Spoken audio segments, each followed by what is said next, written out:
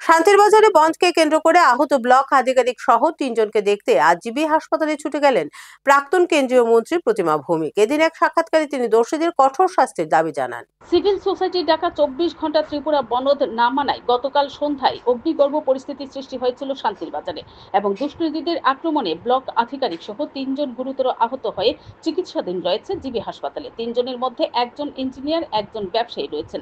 শুক্রবার দিন রাজ্যের মুখ্যমন্ত্রী ও বিরোধী দলীয় নেতা থেকে শুরু করে বিরোধী দলীয় বিধায়ক ও নেতা মন্ত্রীরা ছুটে যান জিবি হাসপাতালে। এদিন সন্ধ্যায় অন্যান্যদের পাশাপাশি আহতদের স্বাস্থ্যের খোঁজ খবর নেওয়ার জন্য হাসপাতালে ছুটে গিয়েছিলেন প্রাক্তন কেন্দ্রীয় মন্ত্রী প্রতিমা ভৌমিক। তিনি আহতদের শারীরিক খোঁজ খবর নেওয়ার পর এক সাক্ষাৎকারে শান্তির বাজার কাণ্ডের তীব্র নিন্দা জানান। তিনি উল্লেখ করেন, বনদের নামে উত্তেজনাপূর্ণ পরিবেশ সৃষ্টি করা হয়েছে।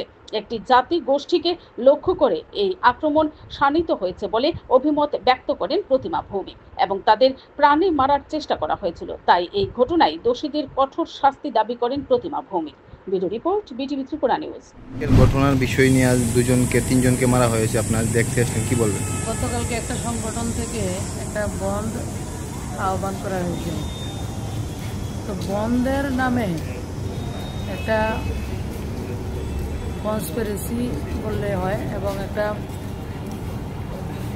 উত্তেজনাপূর্ণ পরিবেশ তৈরি করার চেষ্টা করা হয়েছে, যার ফলস্বরূপ আমরা দেখলাম এখন দুজন, একজন ইঞ্জিনিয়ার আরডি আর একজন বিডিও সাহেব, তারা গুরুতর আহত এবং যেটা আমার মুখ্যমন্ত্রী বলেছেন যে তাদেরকে অ্যাটেম্প টু মার্ডার এমন করে তাদেরকে উপর আক্রমণ করা হয়েছে। ঈশ্বরের অসুস্থতা ওনারা বেঁচে গেছেন। এই ধরনের আক্রমণ দুর্ভাগ্যজনক এবং যারা করেছে একটা জাতি গোষ্ঠীকে টার্গেট করে এই ধরনের আক্রমণ শাণিত করা হয়েছে। আশা করি যারা আক্রমণ করেছেন এবং যারা এই ঘটনার সঙ্গে জড়িত রয়েছেন, যুক্ত রয়েছেন, তাদের উপযুক্ত শাস্তি